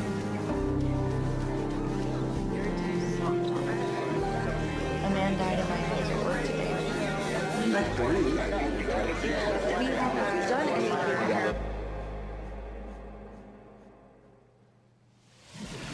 Oh, Sam, I got some questions for you about what we've just seen. Talk to me about the mechanics. I saw, the subtitles up, highlighting, and it was loading more video footage. What's going on? So what we do in Telling Lies is we take all of the exploration you would have in a normal video game. So all that walking around in a 3D world. Yeah. And we apply that directly to the story, to the footage itself. So you're going to be scrubbing around in these clips, paying close attention, and you're going to be picking up on the subtext, listening to names, people, places. And with that information, you're going to use that to find more clips, dig into those, and over time kind of build up this picture of the story. And it's truly like an open world video game. Well, a lot of times with open world video games, they talk about, the square kilometerage or miles in America. What's the sort of scope that we're talking about? Like, how many hours of footage is there? So we got over 10 hours of footage here. Wow, so really? It's a story that encompasses 2 years. What I wanted to do with this one was, like I say, really embrace this idea of it being an open world game. You're free to explore and follow your curiosity. Just lose yourself in this story, all the characters. It's this huge, messy, colorful story that we're trying to tell. Well, I'm curious, Logan, as a performer in this kind of game, what is it like to actually try to have all the layers in there for each performance, also not knowing when a player is going to be seeing the specific footage you're performing? Well, it's definitely a non-linear open world game, but our approach and Sam's approach was not unlike a movie or a TV show, and we had to understand it A to B. And so for the most part, that's how we shot it. Obviously, when you're shooting a movie or a TV show, and in this case, a game, you're going to be shooting out of order. But we actually stayed pretty linear in how we approached the story. We went after it like all the other times we're actors. We just went after intention and what do we want, and we tried to make it as deep. It's got a lot of scope. But we wanted to make it as deep as possible, and Sam is one of the best movie or TV directors I've worked with, so it was very similar. Nice. Yeah, look at you too. Now, of course, I do want to stress to any of you, if you have not played Her Story, it's quick to play through. It's absolutely brilliant. Please check it out in the meantime. But we're, of course, waiting to find out, when can we play Telling Lies? Very soon.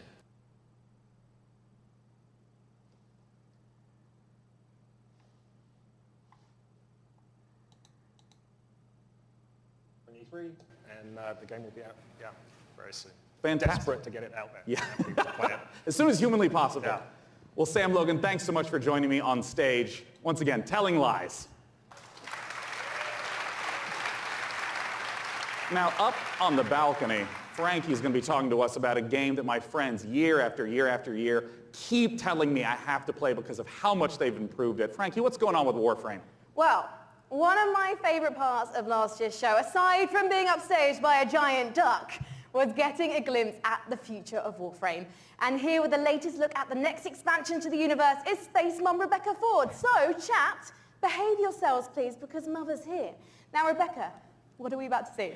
We're going to take a look at an amazing trailer that our team has put together. A lot of our players have been waiting a year for a look at what we've been calling Railjack, so it's about time to, see what we've been doing. Yeah, let's take a look. Jeg vet ikke hvor lang nok gehen mag. Nein, die ist halt zu groß und kann ich machen.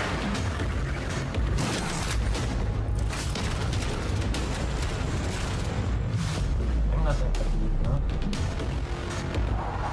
Ich sag mal, wie lange die vor den Jahren waren.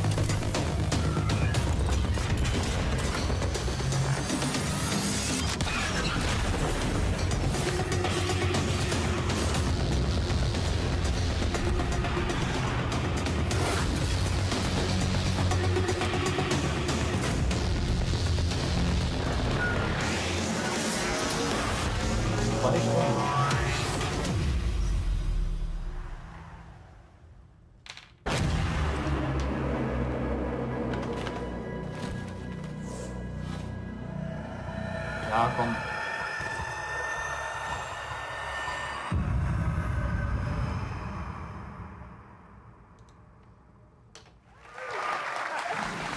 Rebecca, it must be so exciting to know that the fans have finally seen it, and you're clearly going all in on the epic space combat. So tell me about the new stuff that players are going to be able to experience. I wasn't shaking before we started talking, and now I am because it's real, because, Empyrean is what we're calling codename Railjack. It's basically taking the space ninja part of Warframe, sending it back up to space, bringing players that squad gameplay they know, taking the enemies like the Corpus and the Grineer, giving them their own Railjack to essentially explore the solar system with and take down the bad guys. And when are fans going to get to see more? Well, TennoCon is in London, Ontario. It's July 6th, and you can come watch it online on Twitch. We're going to be showing a lot more in our keynote for what Empyrean is going to be. Well, today I'm getting a feel for the suit, so what's the deal with that sweet-looking Necros Prime? How do I get my Tenno arms into it? I cannot say that on live television, but, there are ways. But yeah, you just have to link your Warframe account to your Twitch account. If you watch 30 minutes of our Tenno live show, you can get it, but hopefully you stay for the whole hour, because we got lots to show. Well, thank you so much, Rebecca, and good luck with TennoCon on July 6th. Thank you. Okay, now we've seen some amazing stuff today, but nothing quite so gloriously strange as our next game. Developed by Brooklyn-based studio Feral Cat Den, it's an existential base chat odyssey set during the Big Bang. Yeah, it's actually blown my mind learning about this one. Buckle up, everyone, because we're about to get bonkers with Genesis Noir.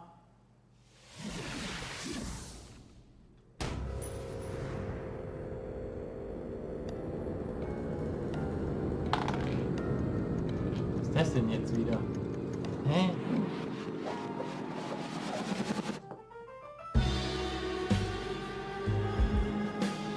Was?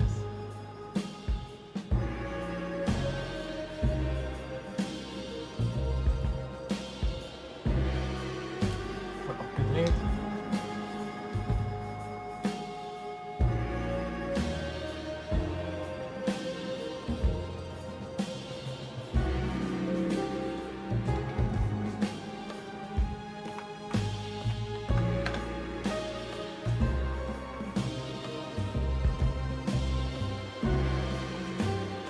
What's up, Ed?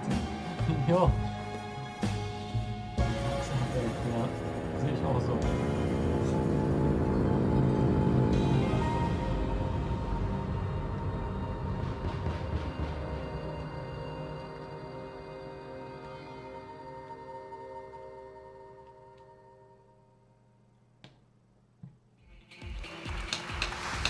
Genesis Noir, just beautiful, stylish art.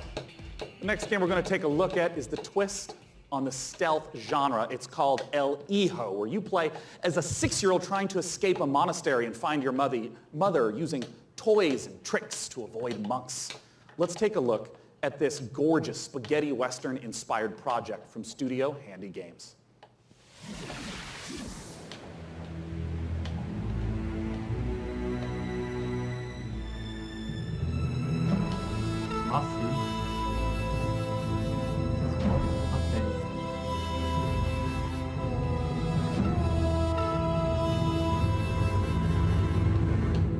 Echt komische Spiele, oder?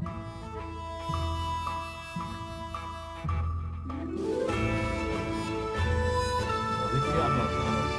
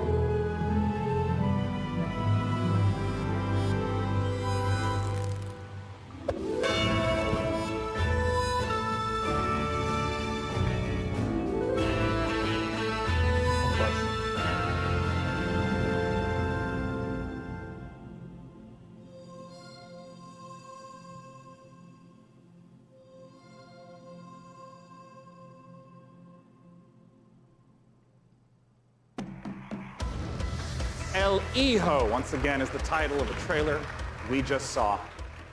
For our final guest tonight, please join me in welcoming from Larian Studios, CEO Sven Vinke, and from Dungeons & Dragons at Wizards of the Coast, the creative director of Dungeons & Dragons, Mike Merles, to talk about Baldur's Gate 3. Yeah! Now, this was only just recently announced. How did this partnership come about? We went to see Wizards of the Coast at the end of Divinity Original Sin 1. Yeah. That was back in 2014. And I tried to convince them back then that they should give us the Baldur's Gate 3 license. And they said, yeah. But we had a long chat about what the vision would be for the game. And then we kept on bumping into each other. And then suddenly in 2016, I get a phone call from Nathan Stewart, who's the big boss of Mike and the head of Dungeons & Dragons. He said, you need to come to Seattle right away. We're going to have dinner in a very shady restaurant. And he had this big stack of paper with him. And on it was Baldur's Gate 3. And in it was pretty much everything that we talked about. And he says, I'm going to present this to my board. Do you still want to do it? I said, yeah, of course I still want to do it. And then a couple of weeks later, we started negotiating. And here we are. I mean, what does the Baldur's Gate franchise mean to you, Mike? Oh, to me, it's the crown jewel of D&D computer games, right? I mean, for me personally, Baldur's Gate, the original one, was finally I had the chance to actually play a D&D campaign rather than having to run them for all my friends. So it means so much to us. Baldur's Gate, it's such fantastic storytelling, and it's so exciting to see it come to not only a new generation of gamers, but for the gamers who remember the 20 years it's been since the original, the first two in the series. So it's incredibly exciting. And for us, it really is. It's such an important part of the D&D mythos as a whole. And we got a chance to see the trailer. Talk to me about some of the story elements, the world elements. What are things we're going to see in Baldur's Gate 3? Well, we're only talking about what's in the trailer right now, but obviously you're going to go to the city, because we start with the city. You start outside of the city, actually. There's going to be mind flayers. They're very nasty. You are seeing in the trailer the process of ceremorphosis, as we call it. It's accelerated, so that's not normal. Yeah. And you're going to see a lot of iconic creatures, iconic characters, iconic places, and that's as far as we go. I'm curious about some of the gameplay elements, because obviously, there's just been a big resurgence of Dungeons & Dragons, tons of broadcasts on Twitch. I mean, how do you translate some of the insane things that players want to do into, what has to be a structured computer game? So we started with the player handbook, which is basically the basic rule set of Dungeons & Dragons. Which player handbook? Which Fifth edition. Right. Yeah. And so we ported as much as we could to the video game. We looked at what worked really well. We looked at the things that didn't work that well, because it is a video game, and this was made for tabletop gaming. And so we started modifying those things, and then we had to add things on top of it, because if you play tabletop, you have a game master, and you say, well, I want to do this. Yeah. And then the I game want to start a fight with a pigeon. And he's like, okay, roll for dexterity. Sure. Exactly, that's it. So we had to add systems to make that possible within the game. But we've gone very, very far. Yeah, I mean, can you give an example of like a crazy moment that a player might do that you could actually play out in the game? Well, I could, let's say that we get into a fight because you ask a nasty question, I don't want to answer it. And I take the chair over there, I put it on fire, smash it on your head. Well, just as an example. It's just an example, it's fine, we're just talking. These are things that we have to put systems into the game for to do it, which are not necessarily going to be described inside of the book. Interesting. And I mean, like, Mike, in terms of your role, speaking to Larian Studios, you have tons of data of all the sorts of things that players do. What's the sort of information that you provide in the systems? Well, really what it comes down to is providing the story support. We think of Dungeons & Dragons, the universe of D&D.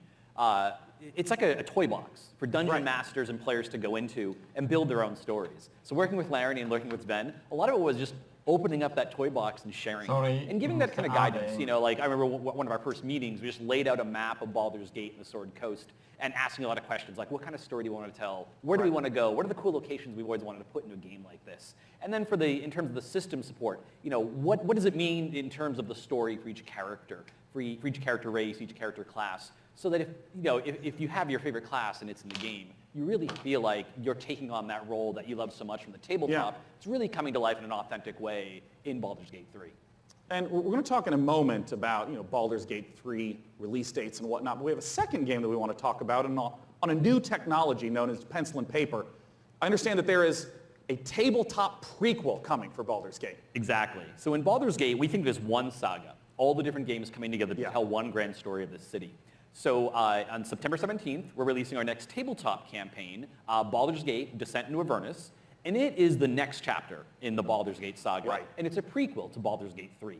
So if you haven't played a Baldur's Gate game since Baldur's Gate 1 or 2, this is your chance to check out on the history. It's been about 100 years since the events of Baldur's Gate 2. Yeah. So this will give you a chance to check in on the city, to see what's going on, its current state, who the movers and shakers are. We also feature a complete levels 1 to 13 campaign that takes you from the mean streets of Baldur's Gate to the depths of hell itself.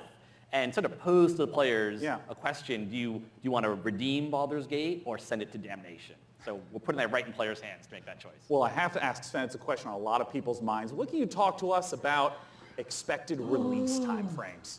So people have been waiting for it for a long time. Yeah. They're going to have to wait a little bit more when it's ready. This is the game that we want to play, so we want to make sure it's really, really good. And then when that's the case, then we'll release it. Well, I know a lot of people have been waiting a long time. And I think I speak for a lot of people here when I say, take your time. If the Divinity Original Sin games are any indication of the quality, it's going to be fantastic and worth the wait. Gentlemen, thanks so much for joining me on stage. Thank you very much. Thank you.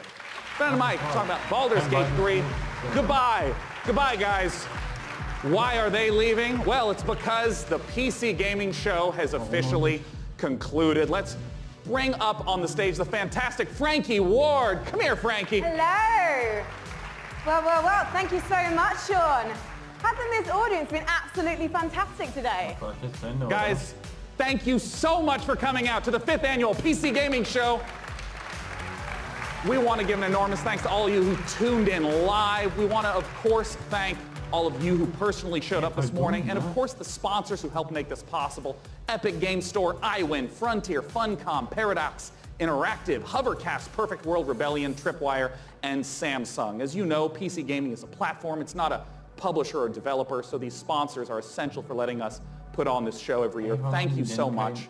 And I gotta ask, Frank, any titles you're excited about? Well, I do love a baby elephant, so definitely Planet Zoo, and slightly more awkwardly then I also want to eat things. Maybe elephants included, so man-eater, of course.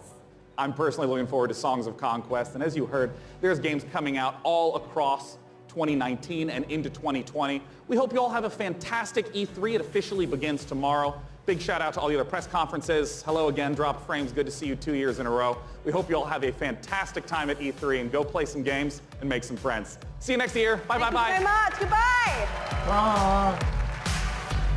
Das war's. Machen wir Liebe. Guck, siehst du ja. Diesen Arm. Man hätte Liebe. So wenig, ne? Da. Gegenüber der Spielfester.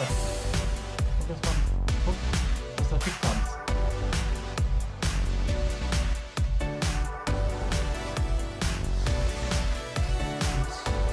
Da verabschiede ich mich auch. Und wir sehen es dann in der Ubisoft-UK. Die kommt in über eine Stunde. Eine gute Stunde noch. Dann geht's los mit. Nein, vielleicht wird es anders für nächstes Jahr. Keine Ahnung. Aber dazu im nächsten Video. Bis dann, ciao!